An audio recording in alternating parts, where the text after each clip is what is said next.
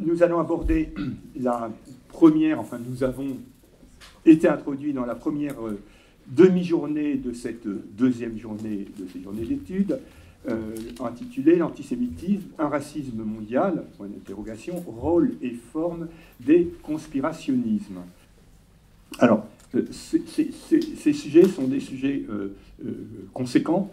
Je voudrais rappeler par exemple que aujourd'hui en France, l'antisémitisme structuré existe, qui donne lieu à des centaines de publications, des centaines de bouquins, qu'en essayant de les recenser, on constate que tous les thèmes de l'antisémitisme sont réédités aujourd'hui par des courants de l'extrême droite française, c'est-à-dire l'antijudaïsme et l'antisémitisme chrétien, l'anti-judéo-maçonnisme. Il y a des éditions contemporaines de la France juive d'Édouard Drummond qui sont imprimées aujourd'hui et qu'on peut acheter sur Amazon. Toutes les problématiques de la conspiration juive, toutes les problématiques de la subversion juive, qui va donner lieu à des thématiques complotistes, le négationnisme, qui a des maisons d'édition spécialisées, dont certaines diffusent des centaines d'ouvrages, l'entretien de l'antisémitisme nazi, y compris par exemple la réédition des brochures parues sur l'occupation de Comment reconnaître le juif du docteur Montandon, et l'antisémitisme littéraire, je pense à la réédition des pamphlets de Céline, ses ouvrages littéraires principaux, et des fictions antisémites contemporaines. Et je vous dis, il y en a plusieurs centaines que vous pouvez acheter aujourd'hui, et si la Ligue des droits de l'homme pouvait jeter 15 000 € par les fenêtres, on aurait la semaine prochaine une bibliothèque remplie d'ouvrages antisémites. Je vous donne le ton dernier que j'ai reçu, c'est la véritable histoire des relations entre les goïms et les juifs. Comment cela est-il arrivé? Comment les peuples de la terre épris de liberté sont-ils devenus les esclaves des juifs? En bref, les non-juifs ne se serrent pas les coudes, gna gna gna, etc. C'est une introduction de la brochure. C'est un traducteur d'un Américain, la traduction d'un ouvrage américain. Balázs Berkowitz, ici présent, doit intervenir sur le thème conspirationnisme, critique sociale et conspirationnisme à l'international. Balázs Berkowitz est un chercheur qui est relié à l'université de Haïfa et au Centre londonien d'études de l'antisémitisme contemporain. Comme son nom de famille l'indique, il est, je crois, de nationalité hongroise.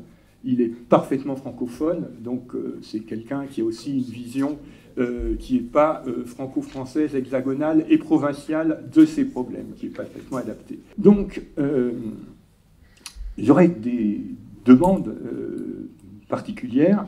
Balázs Berkowitz, donc nous avons repéré, si on peut dire, j'ai fait sa connaissance avec plaisir hier même, c'est pour ça que je dis Monsieur Berkowitz.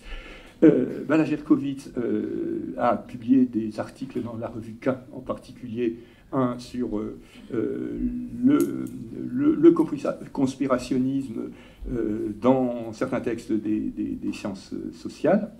Et je voudrais lui demander, un peu à cause de sa nationalité, de l'assigner au rôle de nous expliquer un peu ce qui se passe en Hongrie, qui est quand même le seul pays européen où il y a eu une campagne antisémite qui est passée à plusieurs reprises, parce qu'il y en a plusieurs épisodes, sur des panneaux 4 mètres sur 3 dans toutes les villes du pays. Hongrie qui, par ailleurs, joue un rôle essentiel dans la structuration des extrêmes droites européennes au niveau du Parlement européen, et un rôle essentiel de pivot plus large, entre l'entourage le plus radical de Trump et l'entourage le plus radical de Netanyahou.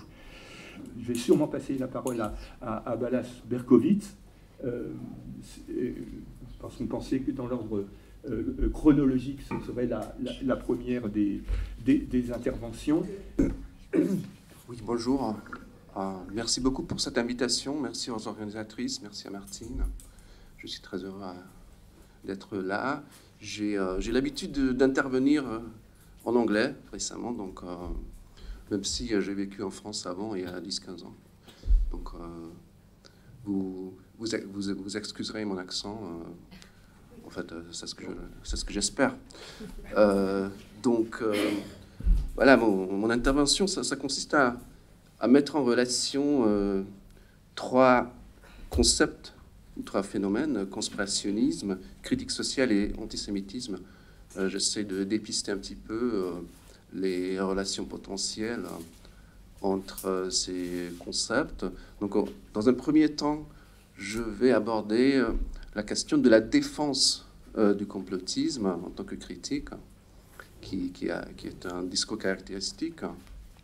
Après, je vais citer des exemples de complotisme de droite, notamment de la Hongrie.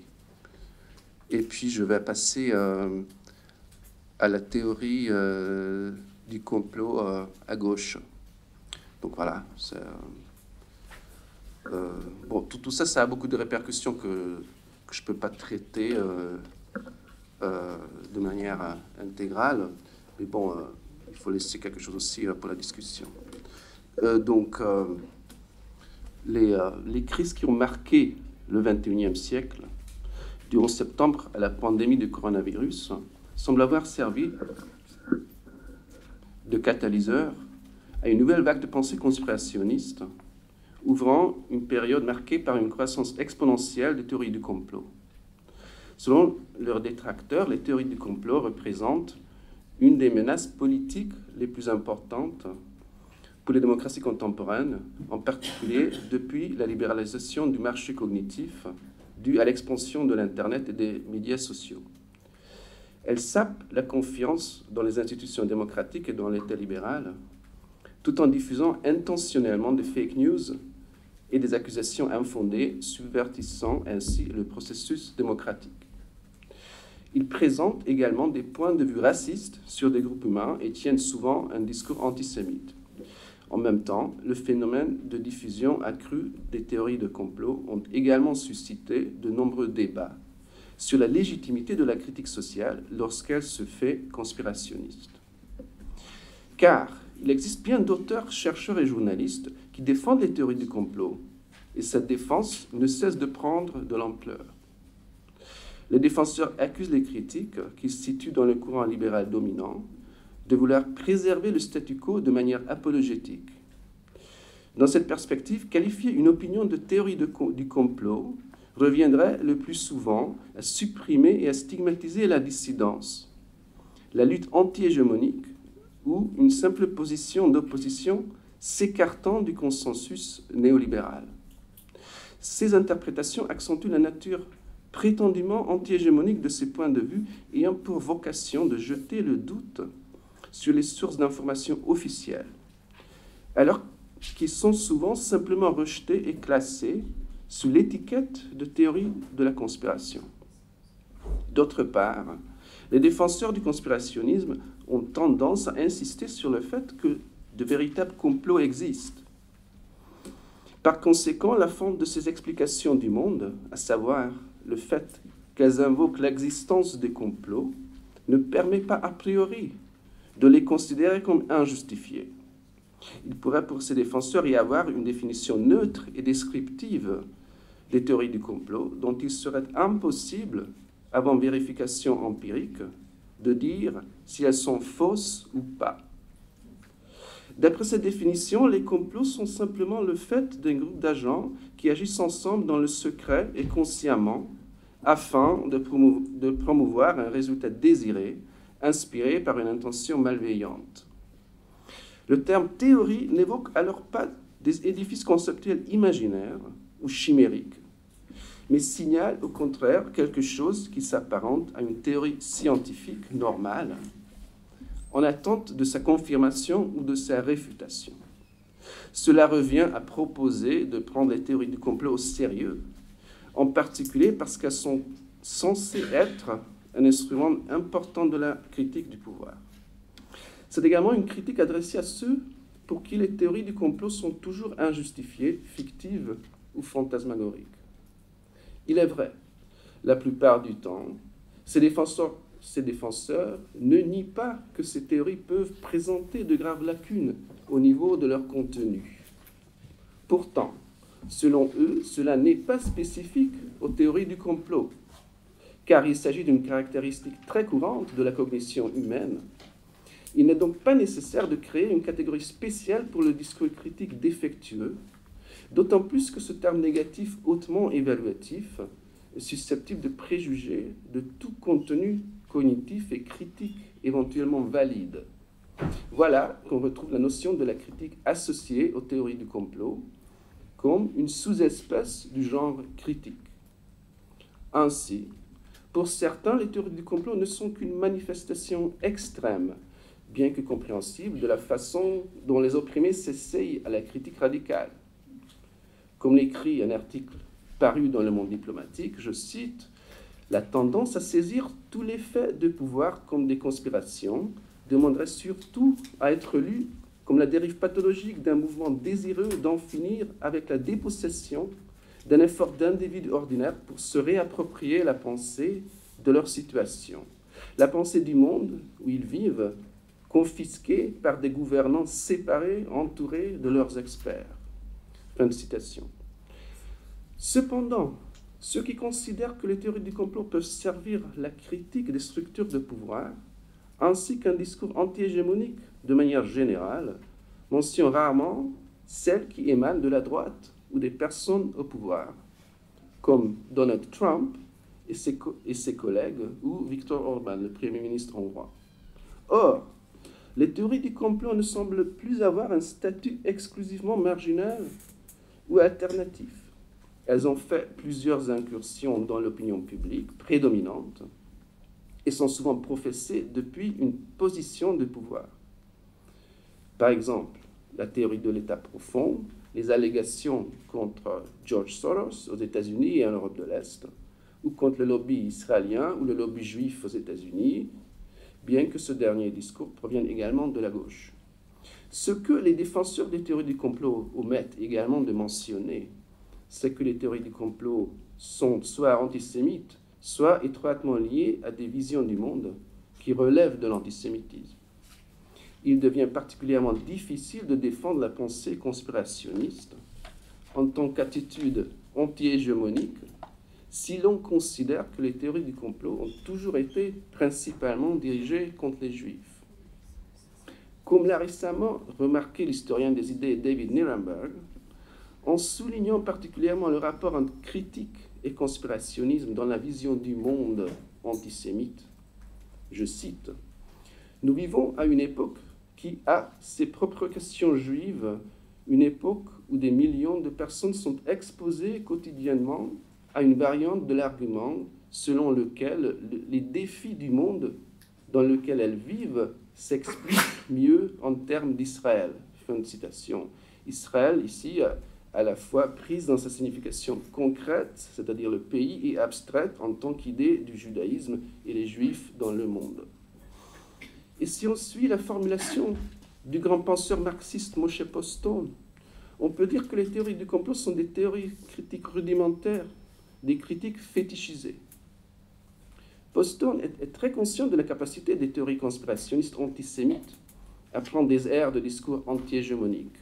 Je cite, « La vision du monde antisémite moderne conçoit la domination abstraite du capital qui soumet les gens à la contrainte de forces mystérieuses et imperceptibles, comme la domination de la juiverie internationale.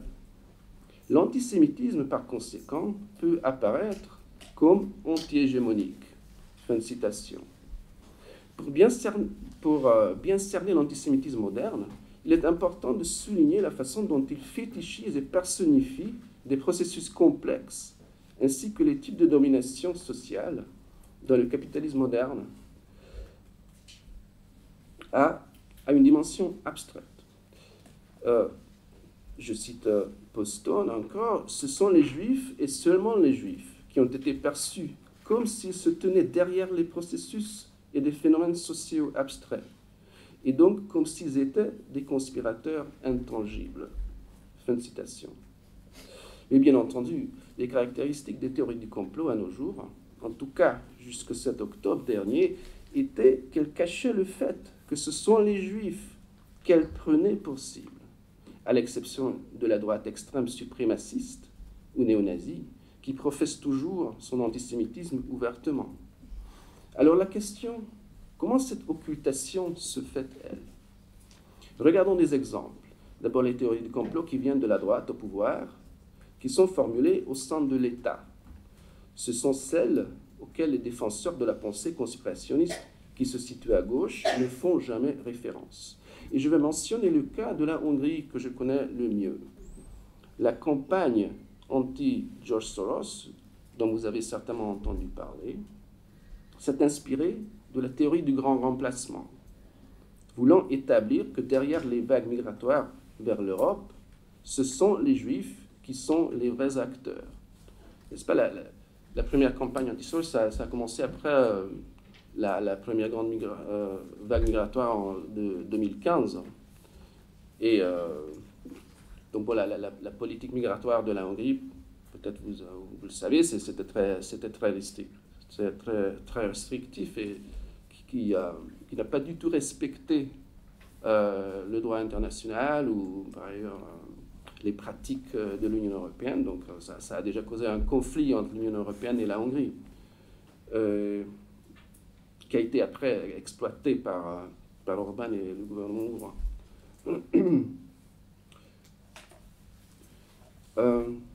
Donc c'est peut-être le seul pays où cette théorie du grand remplacement a été professée au niveau gouvernemental. La campagne a été menée dans la presse et sur des panneaux d'affichage géants dans tout le pays, représentant Soros avec des traits juifs stéréotypés, mais sans aucune référence ouverte à sa judaïté. L'affiche représentant Soros portait l'inscription suivante: « Ne le laissez pas avoir le dernier mot ».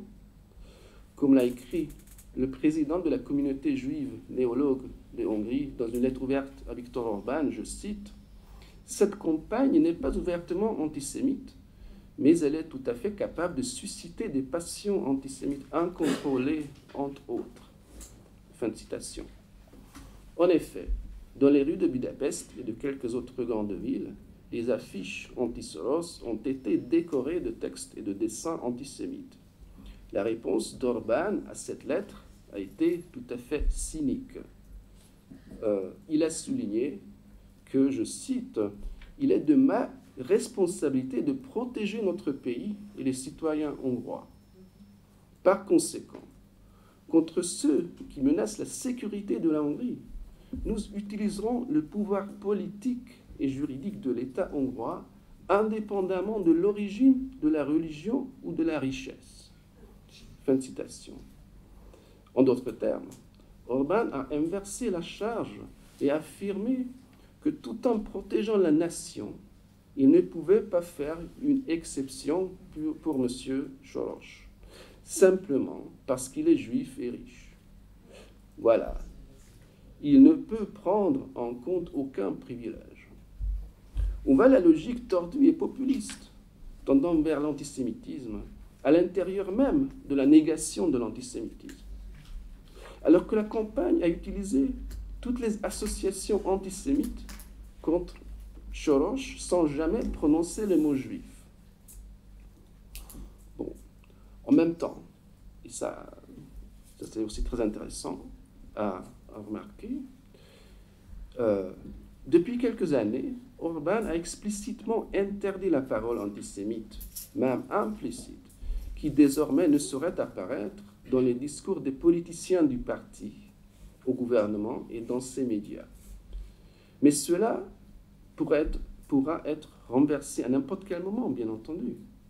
La décision, elle est entièrement à la discrétion du Premier ministre. Donc, voilà, on voit quand même le niveau de l'autoritarisme, c'est-à-dire que ça dépend de la décision du Premier ministre, si on peut s'exprimer de manière antisémite ou pas, ou en tout cas en ce qui concerne les fidèles et les politiciens du parti et les journalistes qui y sont attachés. Parce que bon, la plus grande partie des médias sont quand même dominés par le gouvernement. D'une manière générale, je pense que la défense du complotisme à gauche, donc là j'ai fini avec Orbán et la droite, je vais passer à gauche. Je pense que la défense du complotisme à gauche doit être interprétée comme un symptôme de la crise de la critique. Cette crise est la conséquence de l'incertitude croissante concernant les fondements théoriques et normatifs de la théorie visant à interpréter notre monde contemporain. En fait, à mesure que les fondements conceptuels de la critique sociale ont reculé, la radicalité de ces revendications s'est intensifiée. Afin de soutenir la critique dépourvue de fondements nécessaires, de plus en plus de radicalité de type conceptuel est introduite dans les explications. En effet, la critique radicale se présente souvent sous la forme de catégories essentialisées et comme prenant appui sur un dualisme méthodologique. Comme les catégories de la critique sont de plus en plus dichotomiques, oppresseurs, opprimés, indigènes, colonisateurs, indigènes racialisés ou membres de la classe blanche dominante, les particularités, les ambivalences, les contradictions et les ambiguïtés sont négligées, ignorées, aplaties. Ce dualisme méthodologique est présent dans l'opposition rigide entre antisémitisme et racisme, qui relègue l'antisémitisme à une époque révolue et où le considère comme supplanté par le racisme anti-noir ou anti-musulman, etc. Lorsque les termes binaires de race et de couleur sont appliqués dans le discours sur la domination et les privilèges, les Juifs sont placés du côté blanc et l'antisémitisme est retiré de la liste des sujets de préoccupation.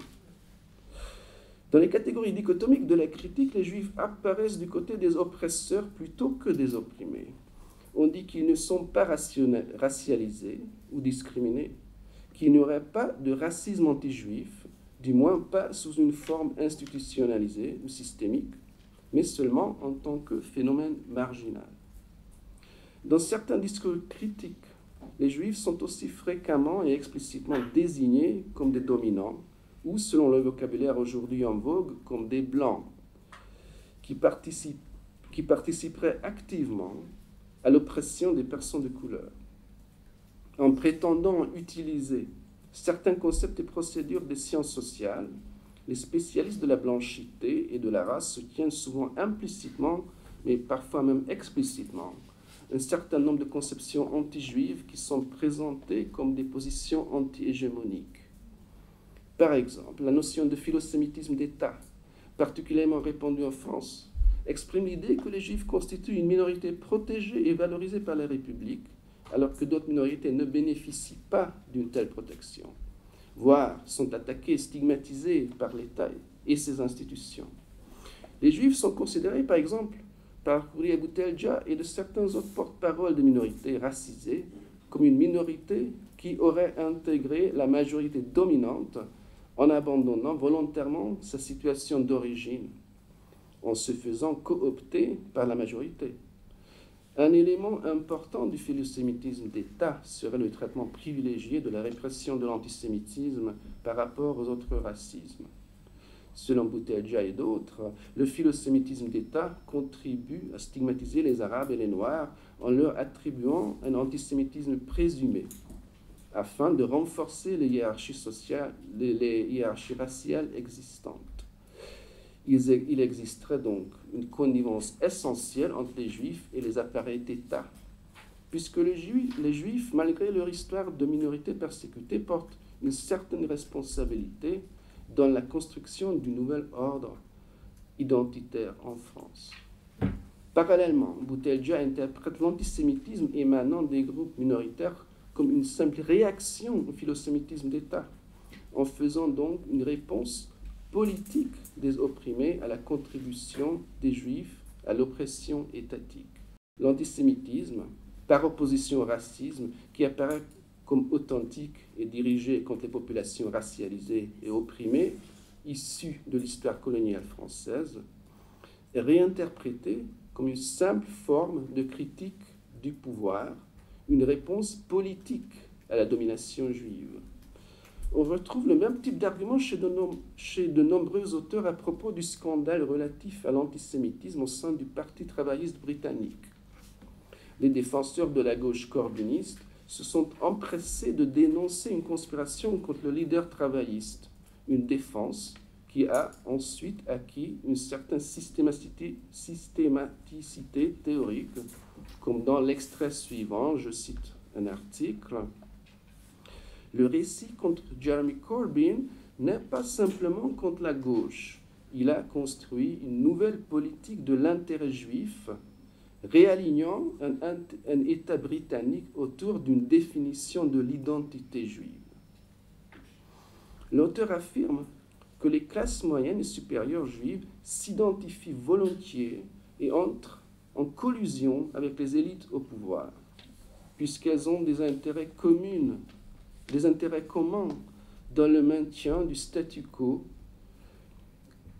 économique et social. Un autre auteur affirme que les Juifs sont de plus en plus désignés par les États occidentaux comme les défenseurs de la légitimité du monde occidental face aux pays du Sud, ainsi qu'aux populations noires et asiatiques dans leur propre pays. Il poursuit en affirmant que les dirigeants juifs britanniques ont accepté l'offre dans le but de mieux s'intégrer dans les cercles de l'élite.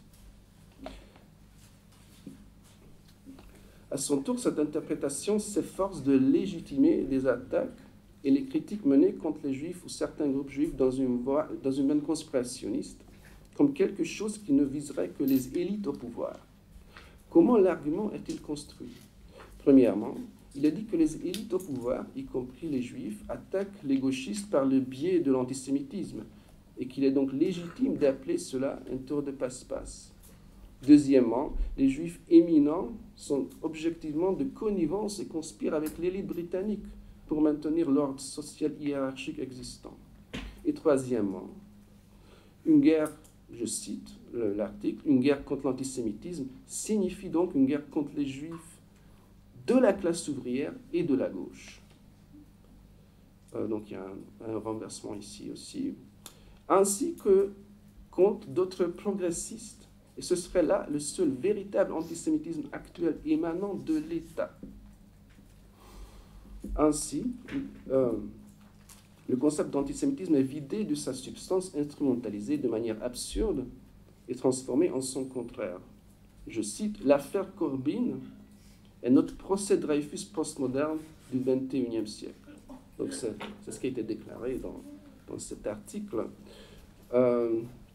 Voilà, je conclus. Transposé dans le vocabulaire de la critique sociale, la critique des Juifs devient apparemment légitime. Elle passe pour une explication sociale avec une portée anti-hégémonique.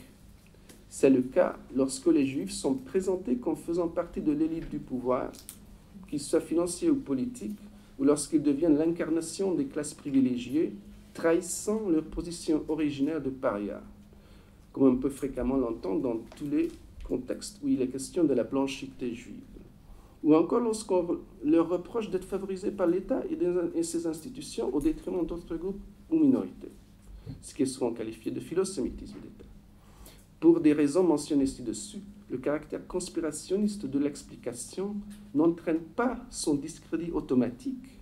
Au contraire, il sera susceptible de renforcer son autorité critique.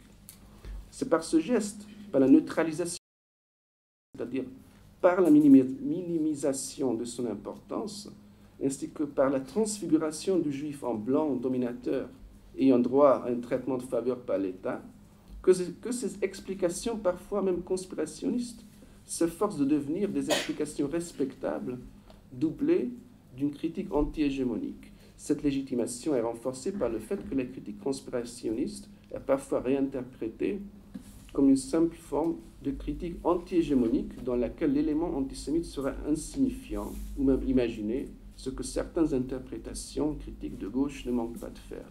Merci.